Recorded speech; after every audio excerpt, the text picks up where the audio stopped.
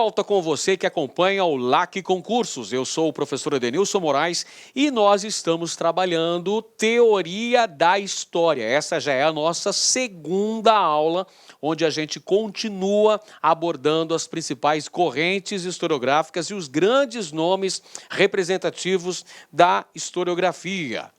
Pessoal, lembrando sempre que a expectativa de sucesso é uma caminhada tranquila em direção à linha de chegada. Só que a expectativa não é justamente a realidade. A realidade se mostra através de um caminho tortuoso, repleto de obstáculos, repleto de adversidades, que você necessariamente precisa enfrentar para ter o seu engrandecimento pessoal. Siga em frente e busque a sua realização.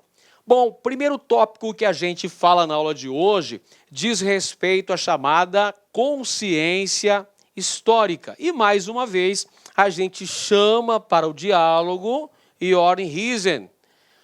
Vale a pena estudar, viu, pessoal? Esse aqui é um dos historiadores que são mais cobrados nos concursos públicos para professor de história no Brasil.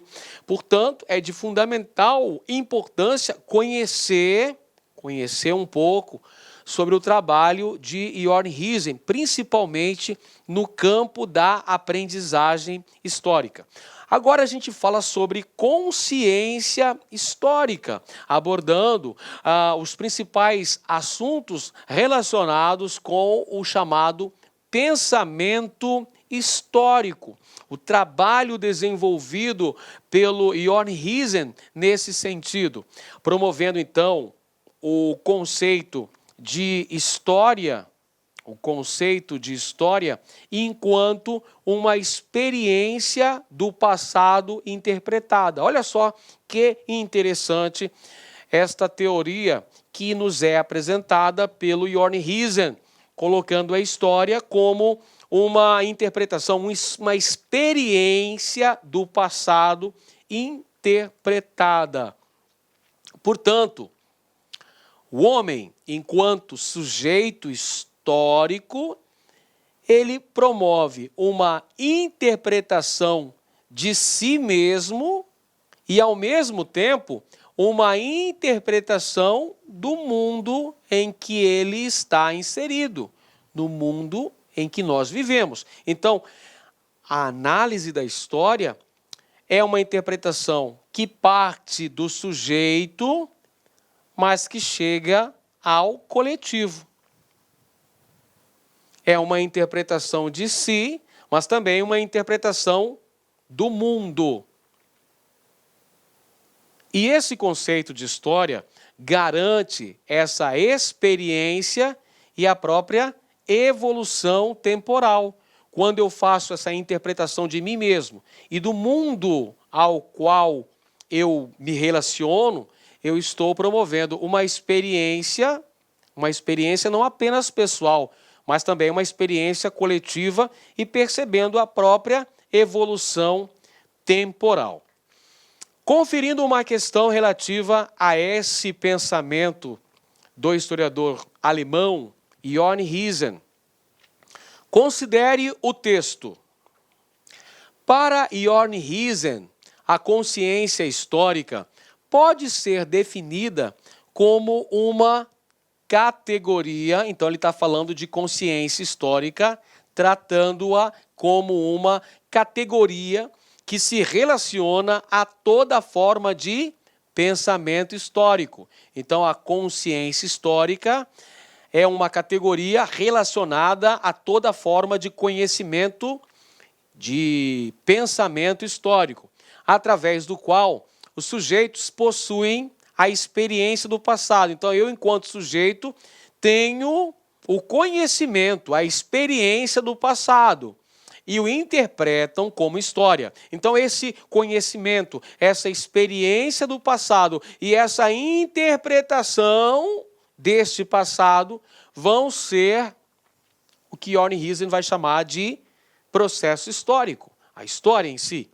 Em outras palavras, ela é a soma das operações mentais com as quais os homens interpretam a sua própria experiência da evolução temporal de seu mundo e de si mesmos. Olha só, o homem interpretando essa ação, esse pensamento histórico, refletindo então numa interpretação da sua experiência dentro dessa evolução temporal de seu mundo e na evolução de si próprios, de forma tal que possam orientar intencionalmente sua vida prática no seu tempo.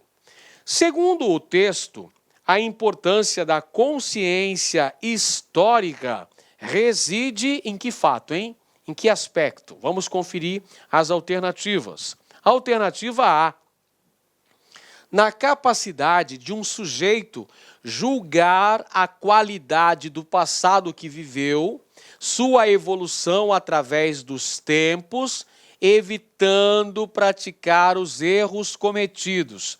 É esse o objetivo do pensamento de Ornhuisen no que diz respeito à formação dessa consciência histórica? Não, não é esse o grande objetivo, não é este o grande fundamento do pensamento de Ornhuisen.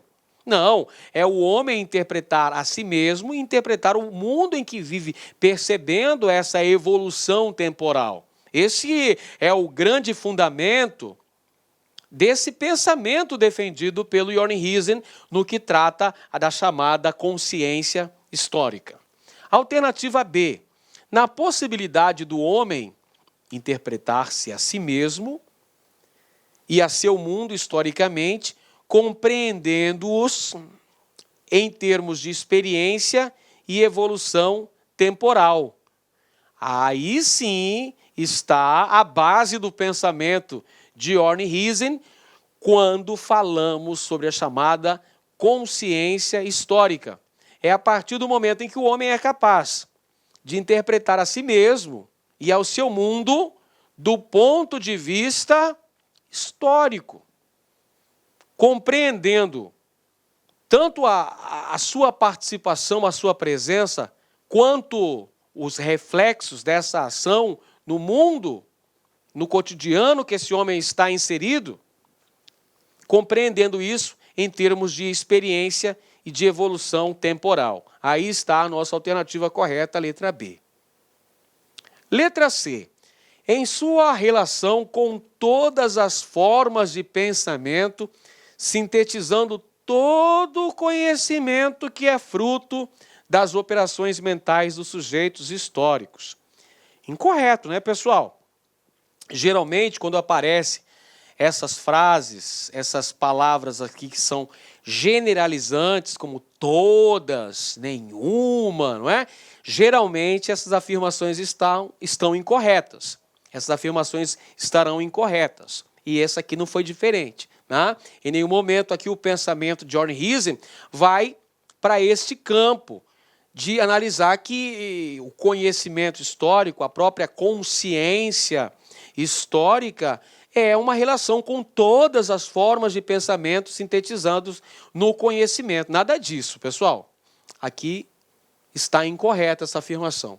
Letra D: em sua vocação para orientar o sentido da vida, viabilizando o sujeito pôr em prática a percepção do tempo vigente em seu mundo e suas intenções individuais.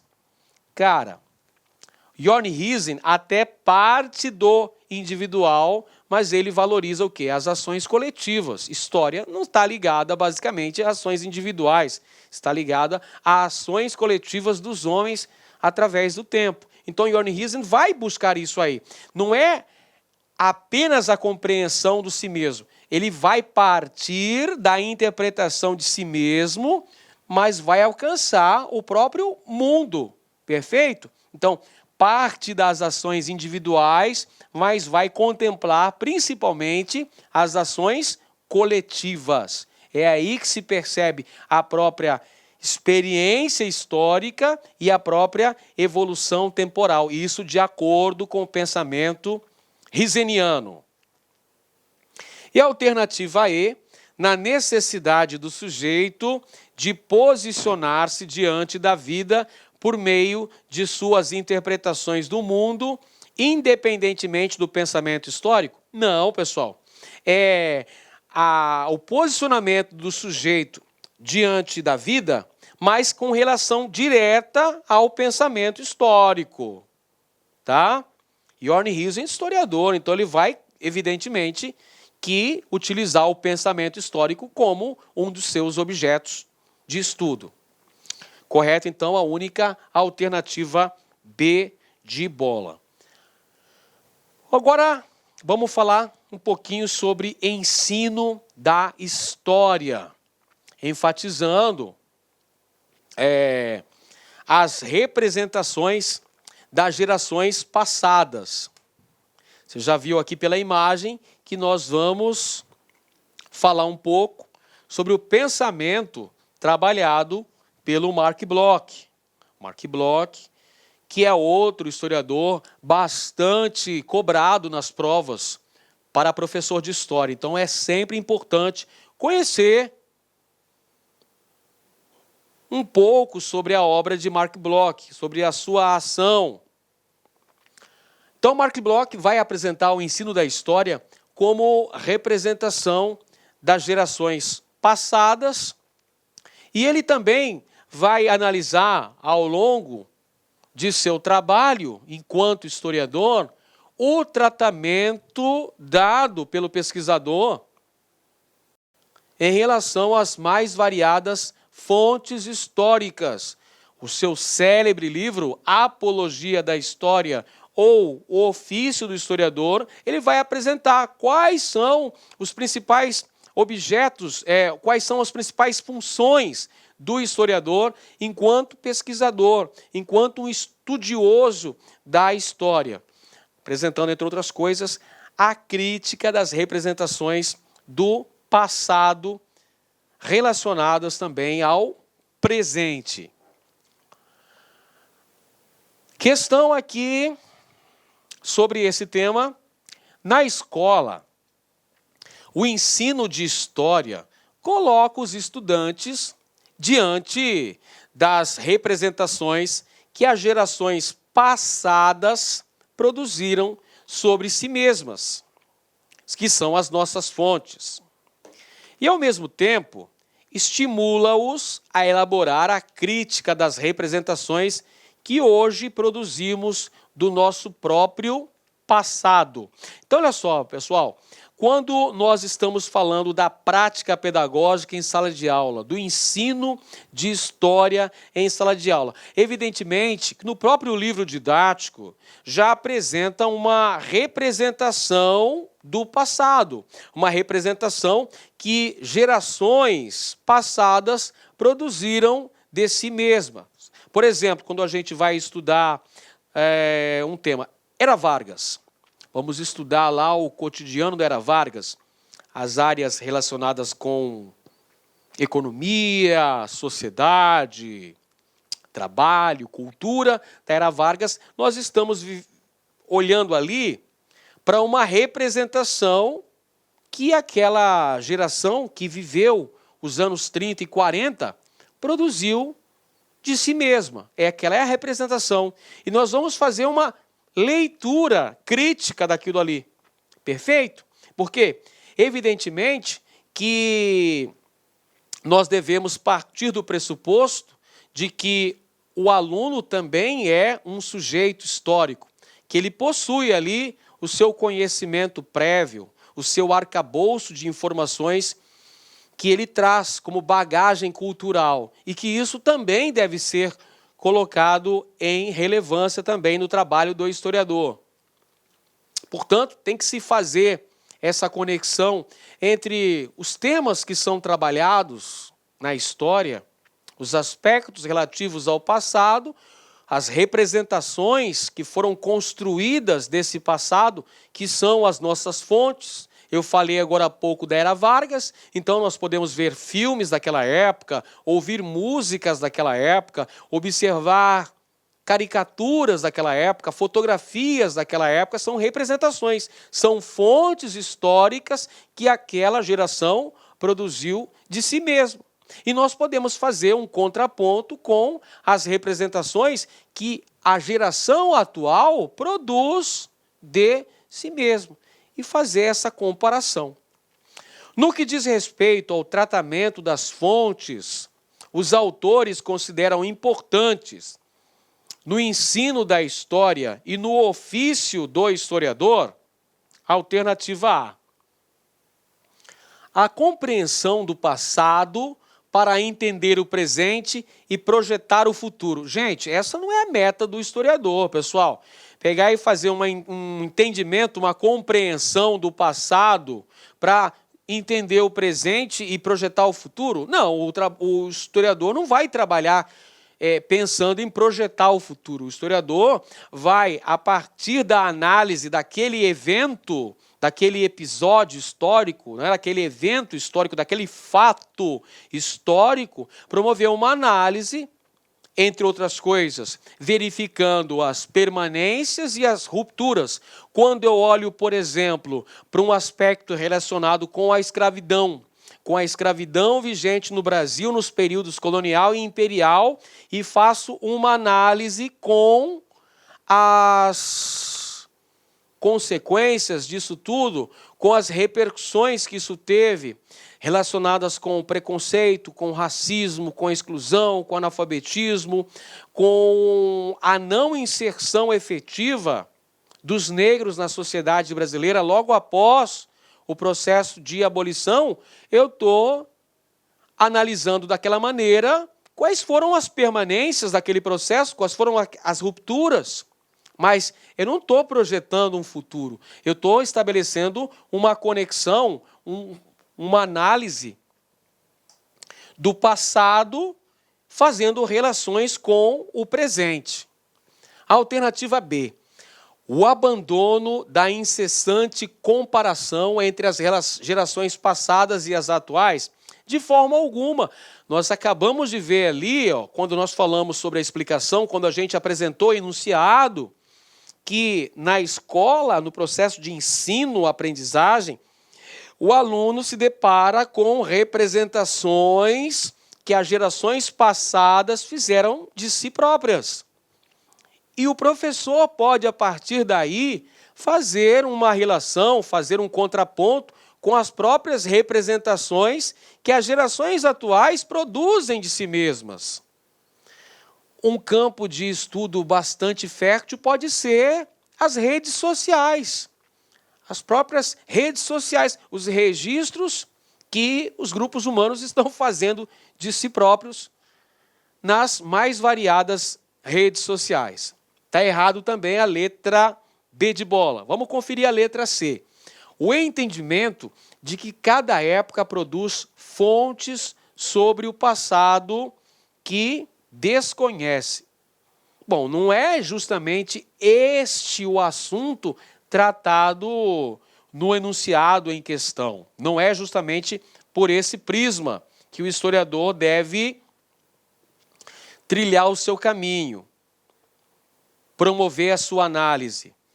Alternativa D. O exercício da crítica às representações do passado e do presente. Aí sim, pessoal, aqui está um trabalho criterioso do historiador, do professor de história. Ele tem que promover uma crítica, uma análise aprofundada, não pode ser uma análise rasteira, uma análise superficial, tem que ser uma crítica aprofundada acerca dessas próprias representações. Porque quando a gente está estudando história, nós estamos vendo representações de um determinado fato histórico. É uma visão que aquela geração que viveu aquele contexto histórico fez de si própria. E nós podemos, a partir daí, fazer uma crítica aprofundada dessas próprias representações. Inclusive, representações do passado, mas também as representações atuais. Então, correta está aí a alternativa D de dado. Alternativa E, o estímulo aos jovens para que valorizem a história e formulem suas próprias representações. Bom, não é isso que a gente viu trabalhado ali no enunciado da questão, no que tange ao próprio ofício do historiador e nem ao trabalho desenvolvido pelo profissional da educação, o professor de história. Agora a gente fala de uma corrente historiográfica muito importante ao longo da segunda metade do século XIX e também da primeira metade do século XX, que é o positivismo, corrente criada lá no século XIX pelo filósofo Auguste Comte. Aqui está ele, o Auguste Comte, criador do positivismo. O positivismo que valoriza sobremaneira os documentos históricos, documentos oficiais, tidos como fontes neutras, ou seja, vão trazer toda a informação, toda a carga de informação, cabendo ao historiador apenas utilizar esse documento. De acordo com os princípios do positivismo, o historiador não vai fazer uma análise aprimorada, uma investigação, uma crítica daquele documento. De acordo com o positivismo, o documento fala por si próprio. Acompanha. De acordo com o positivismo, o documento fala por si próprio. Então, o documento é tido como uma fonte neutra, ou seja, uma verdade incontestável do passado. Seria basicamente uma espécie de verdade absoluta, O documento não poderia ser questionado. O documento traz em si toda a carga de informações. E o historiador só deve utilizá-lo, mas não questioná-lo. Isso é o que pregava o positivismo, a nossa chamada escola metódica. Vamos conferir mais uma questão falando sobre esse assunto relacionado com o positivismo e com a contestação que o mesmo teve de outras correntes historiográficas, como, por exemplo, a chamada Nova História. A Nova História problematizou a concepção de documento histórico endossada pelos historiadores positivistas. Vamos lá. A gente acabou de dizer que os historiadores positivistas tinham o documento como uma fonte histórica inquestionável, onde o documento falava por si mesmo. Aí vem a Nova História. A Nova História vai bater de frente com essa teoria da escola metódica.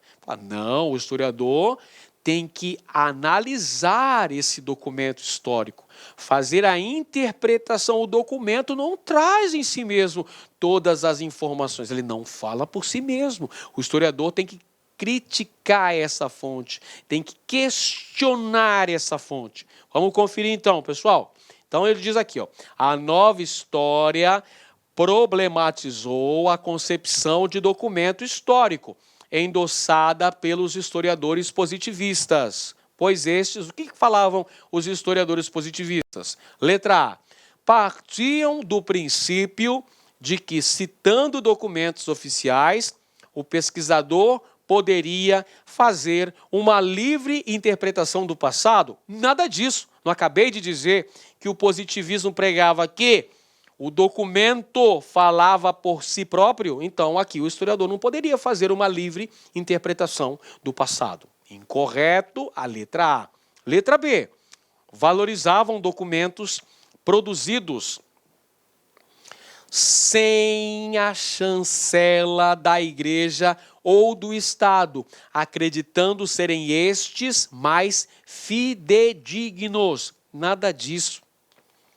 Os historiadores positivistas valorizavam sobremaneira os documentos oficiais, isto é, os documentos produzidos pelo Estado e pela Igreja.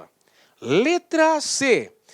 Hierarquizavam os documentos como fontes primárias e secundárias, abandonando os últimos. Nada disso, pessoal. Os historiadores positivistas valorizavam sobremaneira os documentos oficiais. Letra D. Acreditavam que os documentos eram fontes neutras e que permitiam conhecer a verdade incontestável sobre o passado. Sim, este é um princípio defendido pela chamada escola metódica ou o positivismo, que acreditavam na ideia de que os documentos falavam por si próprios. A alternativa correta, letra D de dado. Letra E fala que defendiam que, após serem tabulados e interpretados, os documentos deveriam ser descartados. Nada disso, até porque a escola metódica não defendia essa interpretação dos documentos. Está aqui a alternativa correta, letra D de dado. Agora a gente fala sobre mais um importante nome no que diz respeito à historiografia, não é? Que é o Stuart Hall. Stuart Hall, que, entre outras coisas, promoveu um estudo aprimorado acerca da identidade cultural, promovendo investigações de aspectos relacionados à nossa pertença, ao nosso pertencimento. O que é esse nosso pertencimento, professor? Bom, cultura, culturas étnicas, culturas raciais, culturas linguísticas, é o que nos representa, é o que nos dá o sentimento de pertença, o pertencimento a um grupo étnico, a um grupo racial, a um grupo linguístico, é o que nos representa. É isso que o Stuart Hall procura trabalhar quando ele fala sobre identidade cultural, que podem ser identidades religiosas, regionais ou nacionais. É o próprio sentido de cultura, que vai apresentar um processo de ressignificação quando nós estudamos a cultura sob o ponto de vista de Stuart Hall. Questãozinha para nós agora, olha só. Para o historiador que trabalha com a noção de identidade cultural. Então, quando eu falo de identidade cultural, um nome que aparece, evidentemente, é o trabalho do grande Stuart Hall. Para o historiador que trabalha com a noção de identidade cultural, é fundamental considerar como princípio metodológico. Então, qual é o princípio metodológico que deve ser utilizado pelo historiador quando ele trabalha a noção de identidade cultural? Então, olha só, letra A. É produzida pelas elites e anula as identidades de classes sociais mais fracas, apagando-as. Será que este é o sentido de identidade cultural? Analisar apenas as características culturais dos grupos hegemônicos, os grupos dominantes, as elites? Não, tem que analisar todas as camadas sociais, todas as etnias, todos os aspectos religiosos para promover o entendimento dessa identidade cultural daquele determinado povo. Perfeito? Não posso estar restrito àquilo que faz parte das características culturais dos grupos dominantes, ou seja, das elites. Errada a letra A. A alternativa B é plural. Opa, já começamos bem, né?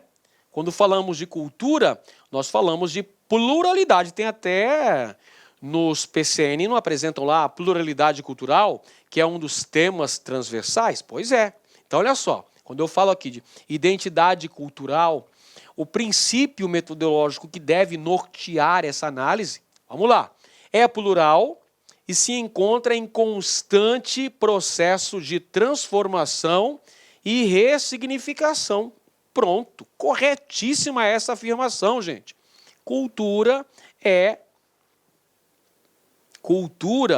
não é estanque. Cultura não é parada. Cultura, ela está em constante processo de reformulação, de ressignificação. As próprias tradições culturais que são passadas de geração em geração, à medida do tempo, elas vão se transformando, elas vão assumindo novas características, continuam com aquelas raízes históricas das gerações anteriores, mas cada geração vai introduzindo sua própria característica. Portanto, a cultura, ela é plural, a cultura, ela é ativa, a cultura está em constante processo de ressignificação, de transformação. A alternativa correta, a letra B de bola. Letra C. Deve ser apreendida prioritariamente a partir da oralidade e testemunhos espontâneos. Nada disso. A identidade cultural ela é verificada das mais variadas formas. A oralidade é apenas uma das formas em que essa cultura é manifestada. Alternativa D. Torna dispensável o uso das identidades políticas e sociais, sendo necessariamente uma abordagem totalizante. Nada disso, pessoal. É indispensável as identidades políticas, sociais, para se ter uma compreensão mais aprimorada dessa identidade cultural. E letra E, necessita ser subdividida por gênero, raça e religião, categorias determinantes de grupos coesos e homogêneos. Nada disso, até porque os grupos não são necessariamente coesos, muito menos homogêneos. A população não é homogênea, a população é heterogênea. Então, olha só, eu não posso estar fazendo uma subdivisão por gênero. Essa é uma cultura masculina, essa é uma cultura feminina.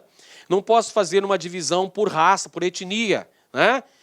Isso aqui é da etnia branca, essa aqui é uma expressão... Não, que na verdade a cultura ela é plural, ela é complexa, ela está em constante mutação. Legal, pessoal. Agora a gente fala sobre a análise de documentos. O que são esses documentos, professor? São fontes históricas. Que tipos de documentos nós temos?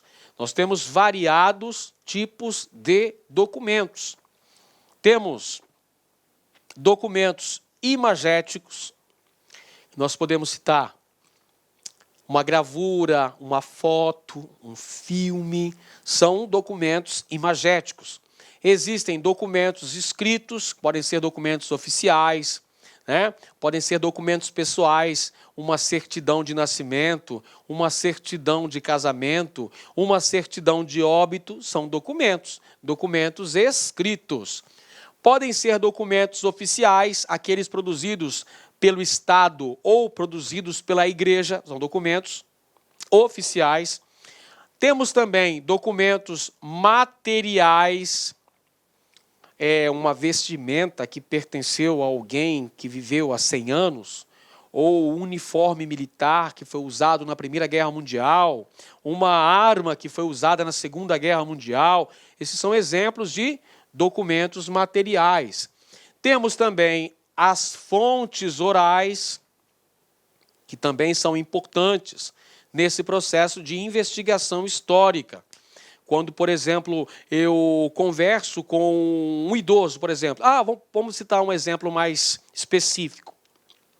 Quando eu vou entrevistar um pracinha que participou da Segunda Guerra Mundial, quando eu coleto o seu depoimento, faço uma entrevista, registro, anoto, transcrevo, eu gravo a entrevista e depois transcrevo. Faço a redação de todas as respostas dadas, todo o depoimento. É um registro, é um documento oral que tem validade historiográfica. Então, são variados tipos de documentos, imagéticos, escritos, oficiais, materiais e orais. Vamos para mais uma questão. Em sala de aula, o professor de história pode explorar com os alunos a análise de documentos. Que tipos de documentos que o professor de história pode fazer uso em sua prática pedagógica diária em sala de aula com os seus alunos? Alternativa A, imagéticos, se tiverem sido produzidos no período estudado, visto que imagens de outras épocas que remetem a tempos passados não possuem a confiabilidade necessária para serem tomados como documentos históricos. Pessoal, é claro que esses documentos imagéticos, eles têm validade histórica, têm confiabilidade necessária para serem tomados como documentos históricos. As fontes imagéticas são importantes documentos históricos. Por exemplo, quando eu peço para os meus alunos trazerem fotos antigas de seus familiares, de seus pais, de seus avós, nós podemos comparar, por exemplo, a vestimenta, podemos comparar o que tinha na casa, quais eram os aparelhos domésticos que eram utilizados.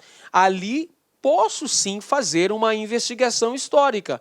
Portanto, documentos imagéticos são também imprescindíveis na análise histórica. Está incorreta a letra A, portanto, porque falou que não possuem a confiabilidade. Letra B, escritos, uma vez que a interpretação de textos é a única, olha a palavrinha aqui, pessoal. Vamos até grifar essa palavrinha interessante aqui. Única. Documentos escritos, uma vez que a interpretação de textos é a única forma de problematização de um documento ao alcance de alunos que ainda não possuem instrução e ferramentas para compreender historicamente outras linguagens. Quer dizer, então, que o aluno só vai compreender um documento se for um documento escrito? Se eu apresentar, por exemplo, uma foto do início do século XX, o aluno não vai conseguir compreender, ter uma consciência histórica daquele fato? Claro que vai.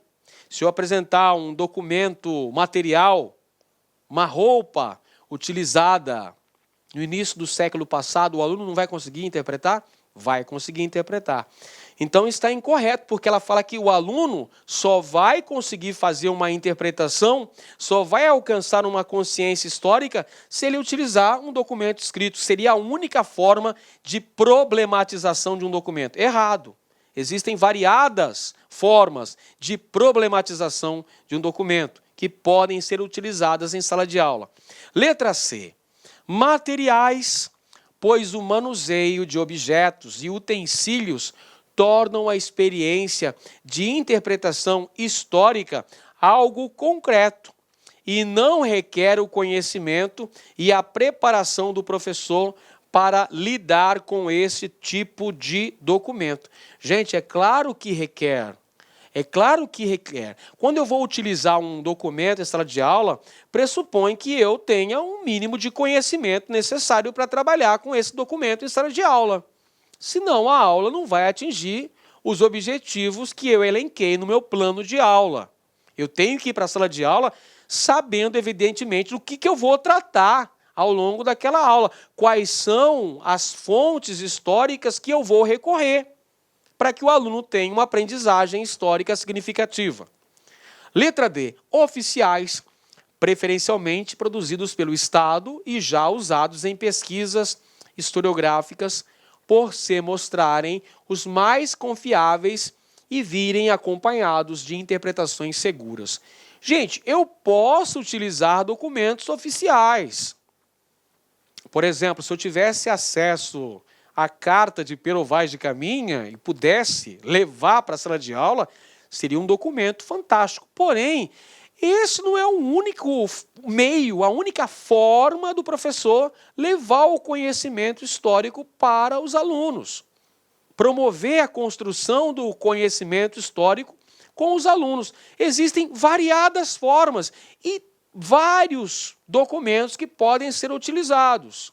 E um não exclui necessariamente o outro. Portanto, a alternativa correta vai estar na letra E. Orais, na medida em que sejam contextualizados e problematizados segundo os princípios que orientam metodologicamente a história oral, incluindo suas especificidades e a possível complementação com outros tipos de documento. Então, gente, via de regra, o que nós podemos dizer aqui é que todos os documentos são passíveis de serem utilizados, sejam eles documentos escritos, imagéticos, materiais, oficiais ou orais, todo tipo de documento pode ser utilizado pelo professor dentro da sala de aula para contribuir na construção coletiva do conhecimento. Então, nesta específica questão, a alternativa correta é a letra E. E agora a gente fala de história e memória, pessoal. Vamos falar de história e memória.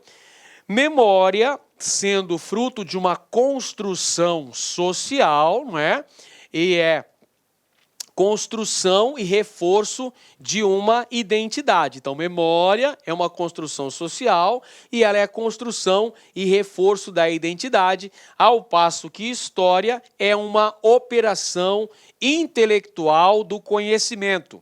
História, uma operação intelectual do conhecimento, ou seja, uma operação cognitiva. Este ponto de vista é extraído da obra Documento Monumento, de autoria do historiador francês, que também fez parte da Escola dos Análises, um grande medievalista chamado Jacques Le Goff, grande historiador.